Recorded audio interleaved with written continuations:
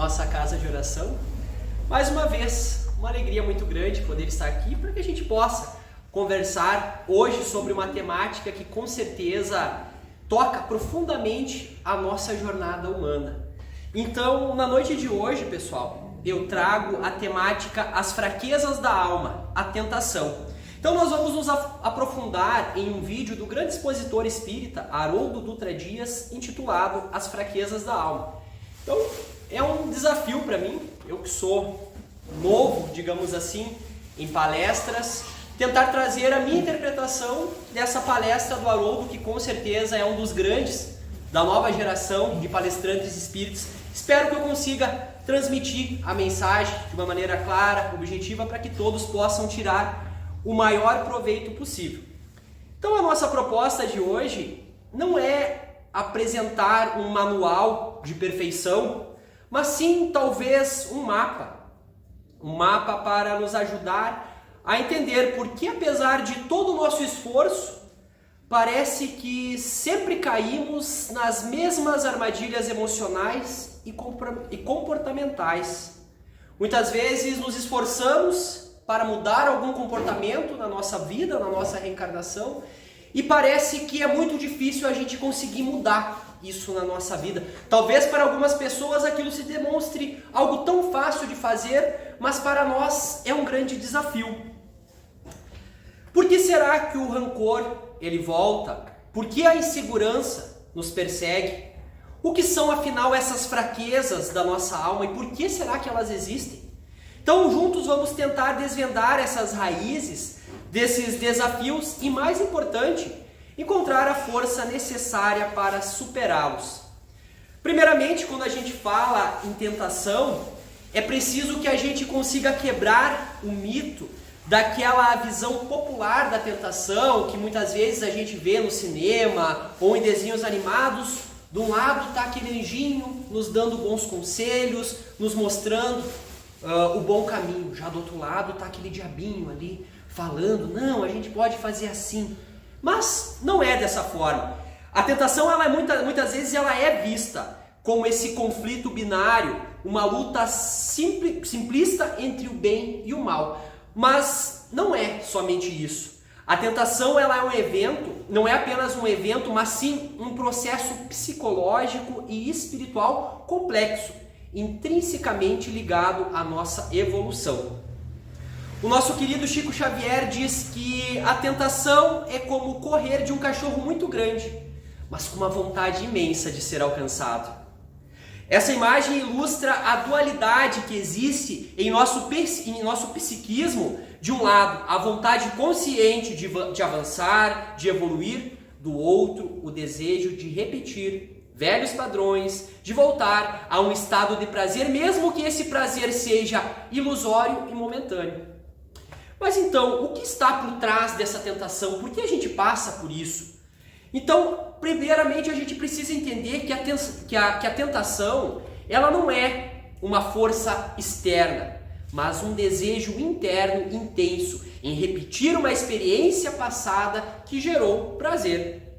Uma manifestação do desejo desenfreado, um lado viciado e perverso da humanidade ainda primitiva que nós trazemos dentro de nós. A tentação, portanto, ela é essa exteriorização de um vício que perdeu o controle, ou da perversidade que encontra prazer na maldade. Então, em vez de ela ser um sinal de fraqueza, nós podemos observar a tentação como uma oportunidade. Ela é o ponto de autoconfronto, que nos ajuda a identificar o nosso desejo central. E quando a gente fala em desejo central, a gente tem que entender isso como aquilo que impulsiona a nossa vontade. Eu vivo pelo quê? Quais são as minhas vontades? As minhas vontades. A gente sabe que a gente tem os desejos básicos, as necessidades fisiológicas, mas o que me motiva? Qual é a minha motivação de levantar todas as manhãs, de trabalhar? O que é que me dá força para enfrentar os desafios do dia a dia? Qual é o meu desejo central? Ao resistir à tentação, nós não estamos apenas negando um impulso momentâneo, mas reafirmando a nossa vontade, a nossa disciplina e o nosso verdadeiro propósito. E é interessante a gente tentar entender qual que é o nosso verdadeiro propósito. O ato de superação, ele não é fácil, mas é a chave para expressarmos o nosso máximo potencial. Existe uma história, uma parábola que fala de alguém que oferece a um cavalo uma cesta cheia de diamantes. E aí o animal, no entanto, ele não demonstra menor interesse por aquela cesta repleta de diamantes. Ele não os cheira, não os toca e não dá nenhuma importância a eles. Para o cavalo, os diamantes não têm valor, pois não atendem às suas necessidades reais. Agora imaginemos que essa cesta ela estivesse cheia de milho. Será que não traria o interesse do cavalo na cesta? E o que aconteceria se eu colocasse aqui, em cima dessa mesa, uma cesta cheia de diamantes? Será que não traria a nós um interesse desses diamantes? Então essa analogia ela é usada para desmistificar a nossa própria busca por valores talvez ilusórios e para questionar o que realmente nos nutre e nos faz felizes. Qual é a minha motivação central? Qual é o meu desejo central? As várias vidas que moldam o nosso ser também podem ser colocadas diante dessa temática. Haroldo, na sua palestra, ele nos convida a entender que o nosso eu não é apenas o resultado dessa vida ou dessa encarnação. Ele é um composto de todas as nossas existências anteriores, uma espécie de somatório de nós mesmos através dos tempos. Ele explica que a alma é um repositório onde está registrado todos os nossos pensamentos, emoções e ações de vidas passadas. Essas vidas não são apenas memórias distantes, elas são parte ativa do nosso ser hoje. E aí a gente analisa. Hoje vivemos essa encarnação, esse momento. Mas e se pensarmos a 20, 30, 50 reencarnações passadas? Vamos nos imaginar lá na Idade Média, onde o mundo era totalmente diferente. O que será que nos movia? Qual era o nosso desejo central naquele momento? E a gente precisa entender que o que forma quem eu sou hoje são essas experiências, é essa bagagem reencarnatória que a gente traz conosco. Então precisamos entender que isso é um somatório. O mundo era diferente no passado, alguns costumes que hoje são vistos como talvez não muito adequados, no passado eram aceitos pela sociedade. E a gente viveu nesse tempo. A gente não vive só apenas esse momento, a gente traz essa bagagem. Então, isso nos traz, de certa forma, uma vulnerabilidade. Então, quando a gente escuta o significado verdadeiro de a carne é fraca, essa frase ela não se refere apenas ao corpo físico. É uma vulnerabilidade espiritual, onde a perda da memória espiritual e a dificuldade de perceber o apoio divino. Então vamos analisar. Por um lado, existem muitas vantagens de existir a lei do esquecimento quando eu reencarno. Eu vou poder olhar para as pessoas sem saber que aquela pessoa, num passado, me prejudicou, fez mal para mim. Mas vamos entender também que ela também tem um lado complicado. Pois talvez algumas potencialidades que temos, elas acabam sendo esquecidas.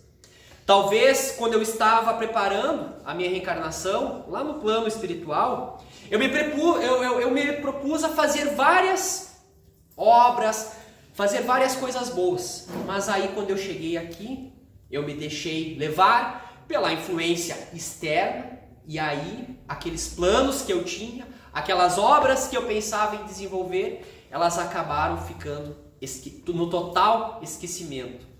Então a gente precisa entender que existem dois pesos nessa questão. Por um lado é muito bom, mas por um outro lado acaba dificultando. Então estar encarnado na Terra é um grande desafio, mas é um grande desafio necessário, porque precisamos vencer a nós mesmos.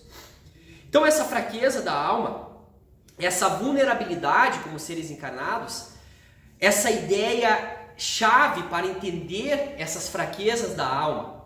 Então tudo isso a gente precisa trazer essa reflexão para a gente poder entender então o propósito da tentação em nossa reencarnação? Será que é um castigo?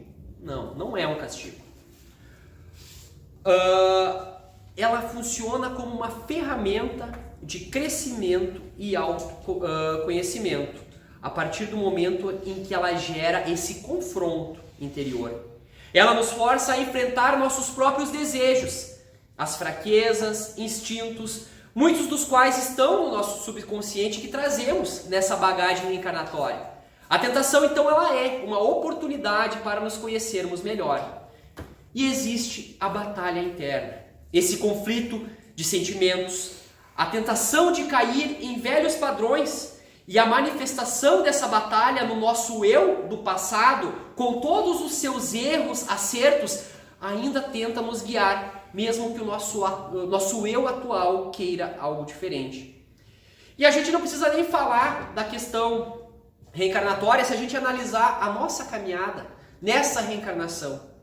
Quantos hábitos e quantas coisas que talvez lá no passado eu fazia e hoje já não faz mais parte de quem eu sou, porque a gente vive sempre nessa constante, nessa busca por mudança, nessa busca por ser algo melhor. Então a gente analisando somente essa encarnação, a gente já vê que tem muitos comportamentos que a gente quer deixar para trás e quer agir diferente. Então a gente vive todos os dias essa batalha, essa luta por essa transformação.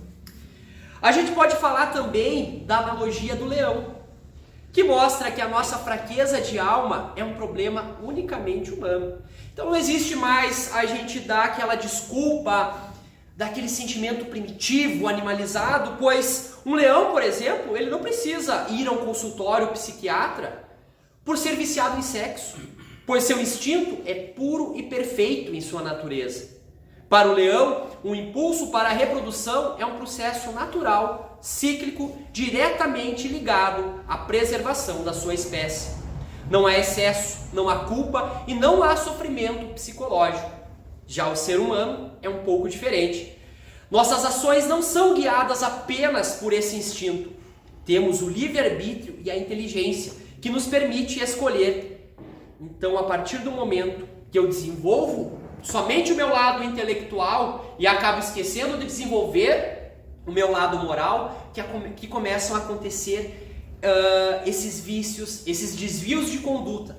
Pois eu tenho livre-arbítrio, eu tenho inteligência e eu posso usar essa inteligência para o mal. Se eu não for em busca do desenvolvimento moral, é isso que pode acabar acontecendo. Então, é essa liberdade que, quando mal utilizada, ela pode desequilibrar nossos impulsos que são naturais, que fazem parte do nosso ser.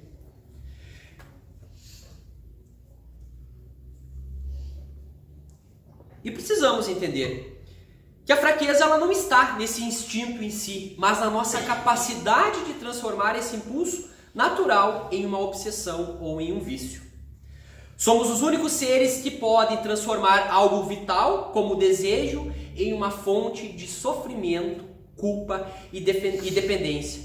Então veja só como a nossa capacidade intelectual, o nosso livre-arbítrio, a nossa inteligência, se ele não for usado com sabedoria e a gente direcionando para esse lado moral, ele pode se tornar uma armadilha muito grande para nós. Então a analogia do leão, ela serve para nos fazer questionar onde perdemos o controle, onde nos tornamos escravos de nossos próprios impulsos ao invés de mestres das nossas escolhas. A nossa luta não é contra a natureza, mas contra a inércia de nossos próprios hábitos desequilibrados que nos afastam da nossa verdadeira essência. E precisamos entender a nossa verdadeira essência quando nos voltamos lá à nossa criação, quando Deus nos criou simples e ignorantes. Deus não nos criou voltados para o mal. Nós que usamos a nossa inteligência, o nosso intelecto para nos voltarmos ao mal. A nossa essência divina, ela é pura, ela não tem maldade. Então a tentação não é um obstáculo a ser evitado, mas um convite a ser aceito. É o momento de escolha que define não apenas o nosso caminho, mas a força do nosso caráter. Ao compreendê-la e enfrentá-la, damos um passo crucial na jornada de nossa própria evolução. Então é isso, é essa busca é tentar compreender, é o olhar para si mesmo, para que a gente possa trabalhar aquilo que ainda temos de imperfeito em nós. Então, o que chamamos de inércia não é apenas um vício de uma vida, mas o resultado desse acúmulo de hábitos de várias existências. E como seus eus de todas as vidas estivessem lutando dentro de cada um com a sua própria bagagem e seus próprios impulsos. E quantas vezes nos pegamos num conflito interno? Parece que eu quero uma coisa, mas não é bem o que eu quero. E eu não consigo compreender o que eu realmente quero. Eu quero fazer o bem, mas parece que tem algo que está sempre me direcionando para o mal. Parece que tem algo que está sempre me tirando do caminho que eu quero percorrer. Eu tenho a consciência do caminho que eu quero percorrer, da onde eu quero chegar, do que eu quero fazer. Mas parece que tem sempre algo que me desvia do caminho. E isso é meu, não é externo. A gente não dá o poder para outras pessoas decidirem por nós. É nosso. A gente ainda traz essas más tendências. Então essa inércia, que é uma lei da física, que diz que um corpo em movimento tende a permanecer em movimento, ou um corpo em repouso tende a permanecer em repouso, transferindo isso para o conceito do nosso mundo interior, para o nosso espírito, nos fala que as nossas existências passadas, as atitudes que cultivamos, os pensamentos que alimentamos, tudo isso criou um grande movimento psíquico. E é difícil de a gente conseguir fazer essa mudança. Porque por mais que eu queira, parece que tem algo que me prende, que não deixa eu ir para aquilo que eu realmente desejo, que é a minha transformação. Então, ao reencarnarmos e recebermos um novo corpo, a nossa alma não está num ponto zero. Ela carrega toda essa bagagem de tudo que já vivemos. Essa inércia que Haroldo chama de fantasma do passado que nos assombra é a tendência de repetir comportamentos e emoções que já estavam enraizados em nós. E por isso que muitas vezes o que chamamos de tentação não é uma força externa maligna nos atacando. É a nossa própria inércia nos puxando de volta para um caminho antigo. E muitas vezes a gente se vitimiza e gosta de botar a culpa naquela pessoa que vive comigo. Eu não consigo melhorar porque fulano não deixa eu ser uma pessoa melhor, ou eu coloco a culpa no obsessor que me perturba e eu não consigo. Mas está dentro de nós. É a nossa essência, é quem realmente somos e quem nós queremos modificar, porque a gente só consegue modificar a nós mesmos. Nós não temos o poder para modificar o outro, nós temos o poder para trazer a nossa própria modificação. Aquela irritação que surge do nada, o desejo de controlar uma situação, essa mágoa que insiste em voltar, tudo isso é um eco do passado que ainda tem força sobre nós. E a gente precisa aprender a lidar com isso. E é por isso que a gente sempre fala do orai e vigiai. Porque nós temos tendências horríveis ainda. E a gente sabe disso. Cada um tem o seu pensamento, que algumas pessoas gostam de falar, né? Os pensamentos intrusivos, aquela vontade de fazer algo que não condiz com o que realmente eu sou. Isso tudo é a nossa bagagem que a gente traz conosco. Mas o grande ponto é: nós não precisamos nos sentir culpados por causa disso. Porque nós estamos em um processo natural de evolução, e se não fosse assim, com certeza nós não estaríamos nesse planeta, já estaríamos em um planeta superior, sem sofrimento, sem tanta tristeza, sem tantas tragédias que a gente ainda vê. Então, a culpa também pode ser prejudicial nesse processo, porque a partir do momento em que eu me seguro nessa culpa, eu também fico estagnado. Então eu preciso entender que faz parte do processo. Uns têm a sua evolução um pouco mais rápido, outros mais lentos, mas todos estão percorrendo um caminho. E o que a doutrina espírita nos ensina é que a solução não é a perfeição imediata, mas a perseverança. Então não adianta eu entrar na casa espírita achando que a partir de agora a minha vida mudou. Aceitei Jesus, aceitei a doutrina espírita, sou frequentador da casa espírita, então agora é a perfeição. Não, aqui é uma escola. Uma escola onde, através dos ensinamentos que recebemos, nós vamos aprender a modificar aquilo que está errado em nós. Ninguém vai chegar e vai dizer, meu irmão, você está errado, não é assim. Mas através da nossa própria inteligência, do nosso intelecto, acompanhado do nosso lado moral, nós vamos conseguir analisar e entender o que está errado em nós, o que nós precisamos melhorar. E a cada vez que aquele velho hábito tentar nos dominar, a nossa tarefa é não desistir, a perseverança. É respirar fundo, perdoar a si mesmo e continuar a caminhar para frente. O importante não é a gente não cair, o importante é toda vez que cair, se levantar. Esse é o ponto. Não quantas vezes eu caí, mas quantas vezes eu tive a perseverança, a vontade de levantar e superar o desafio. Essa é a grande lição. A luta não é contra um inimigo externo, mas sim a nossa própria batalha interna de renovação. Se a inércia ela é a raiz, as nossas fraquezas no presente são as suas manifestações, e a maioria delas nasce da carência da nossa alma. E é importante a gente falar sobre isso, porque vamos pensar em nós. Quais são as nossas maiores fraquezas? Muitas vezes elas se resumem em carências fundamentais. Podemos falar sobre a necessidade de aprovação, a busca incessante por um gostei, o medo da crítica. É a alma que se sente tão carente de amor que precisa que os outros a validem para ela se sentir digna. E aí eu estou depositando o poder do meu bem-estar na mão de outras pessoas. O resultado é a fragilidade. Qualquer crítica me destrói, porque a nossa autoestima não está em nós, mas sim no que o outro vai dizer para mim. A segunda é a sensação de solidão. Muitos de nós evitamos ficar sozinhos a todo custo, buscando companhia, preenchendo o tempo, porque a nossa alma sente um vazio que nos assusta. É a incapacidade de se amar o suficiente para estar bem consigo mesmo. E por último, a gente pode falar do apego material. Haroldo tem uma frase fantástica que diz que nós nos tornamos aquilo que adoramos. Se você adora o dinheiro, seu espírito se prende ao dinheiro.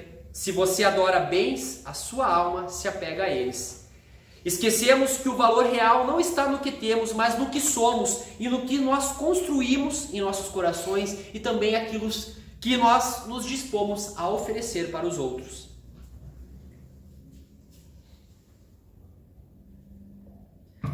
Para superar essas fraquezas, o primeiro passo é a consciência, a auto-observação.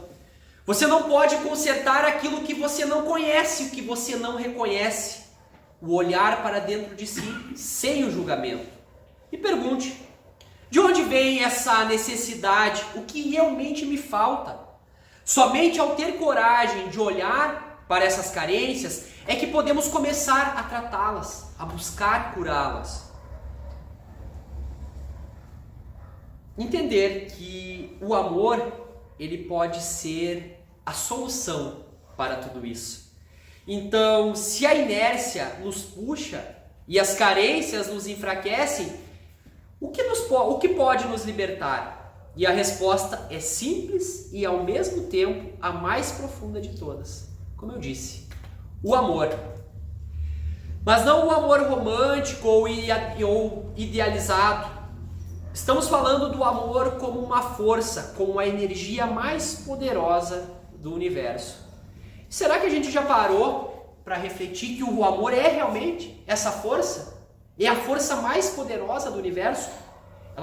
Ele tem o poder de transformar, de desarmar aqueles que estão carregados no ódio, na inveja, no egoísmo. Ele é um poder transformador. E muitas vezes a gente não consegue perceber isso no nosso dia a dia. Então Haroldo nos diz que o amor é a única coisa capaz de desfazer essa inércia do passado e preencher as carências do presente. Ele é o verdadeiro combustível da nossa renovação. E como a gente pode então aplicar isso na prática, no nosso dia a dia? Então, com o amor a nós mesmos, entendendo que precisamos nos perdoar, aceitar que somos imperfeitos e que estamos nesse processo de aprendizado. A autocompaixão não é uma fraqueza, é uma força que nos dá coragem de recomeçar. E muitas vezes a gente acaba sendo duro com a gente mesmo, a gente acaba nos cobrando demais. É claro que eu não posso ser relapso e achar que tudo que eu faço de errado tá bom. Não, não é assim. Mas a gente precisa entender que é um processo. E a grande virtude que a gente pode, ou o grande olhar que a gente pode ter sobre essa situação, é entender que a gente não deve ficar parado. Que a gente não deve desistir de tentar.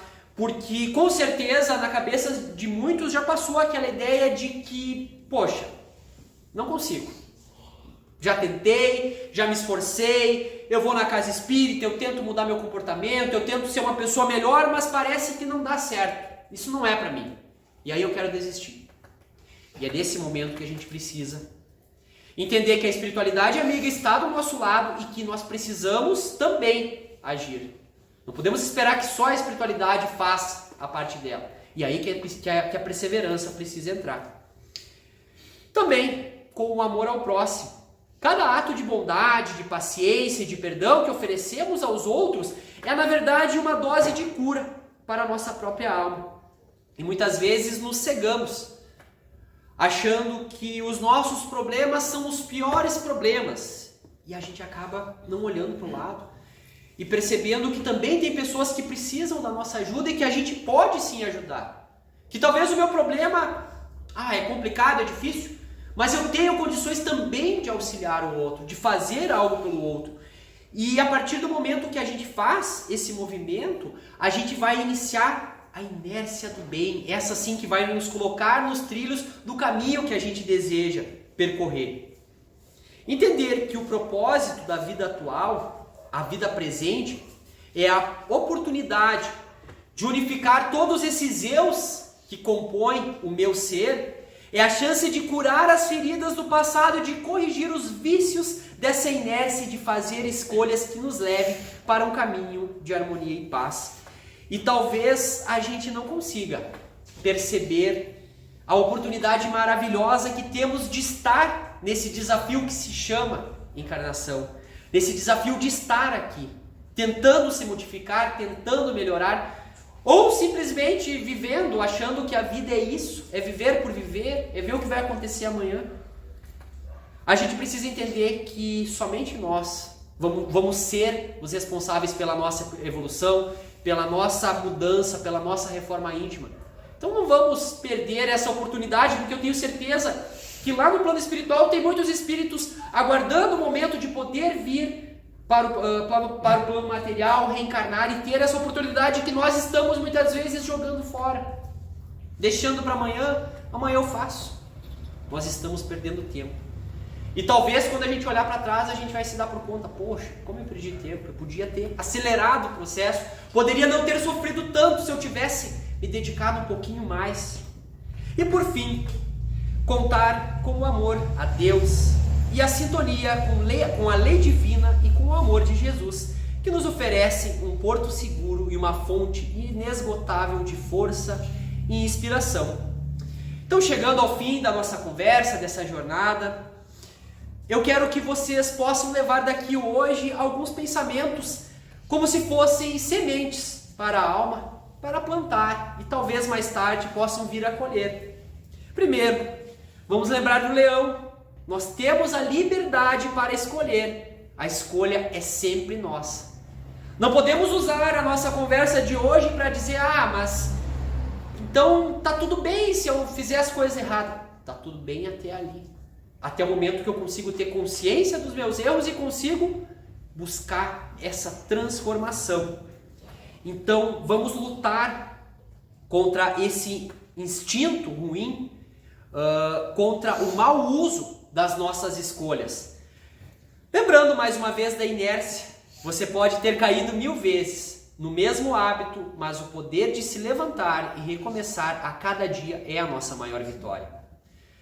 A jornada da alma é longa, é desafiadora, mas ela não é solitária. Nesse momento em que nós estamos aqui, buscando alguma coisa, porque eu tenho certeza que num domingo à noite, a gente não se dispõe a sair de casa simplesmente porque a gente não quer ficar em casa, porque a gente quer passear. É porque nós estamos querendo realmente uma transformação. Nós estamos realmente querendo fazer diferente, ser diferente, buscar essa nossa melhor versão. Então, meus irmãos, a cada vez que você escolhe a paciência em vez da raiva, a bondade em vez da crítica e o perdão em vez da mágoa, você está plantando essa nova semente de luz. Então, que possamos sair daqui hoje com a certeza de que sua maior fraqueza não é ter imperfeições, mas sim não ter a coragem de encará-las.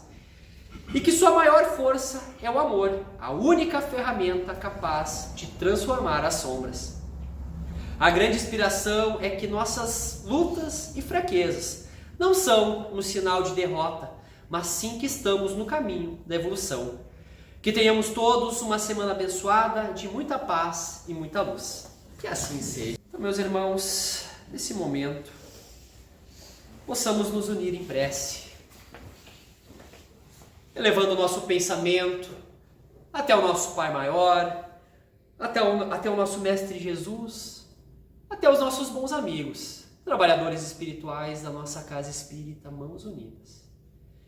Que nesse momento, após refletirmos sobre as fraquezas, sobre as tentações, sobre aquilo que buscamos vencer dentro de cada um, que possamos refletir sobre isso e, com a ajuda da espiritualidade de luz, possamos nos voltar em direção à luz, em direção aos ensinamentos do nosso Mestre Jesus, que tão bem nos trouxe o seu Evangelho, ensinamentos para que nós possamos vencer a nós mesmos. Que nesse momento, que a espiritualidade de luz se faz presente e possa derramar sobre cada um de nós bálsamos curadores, bons fluidos, boas energias e principalmente a certeza de que nunca estamos sós e que o nosso caminho sempre é acompanhado pela luz quando buscamos e nos voltamos para ela. Que o Mestre Jesus possa nos acompanhar hoje e sempre. Que assim seja, graças a Deus.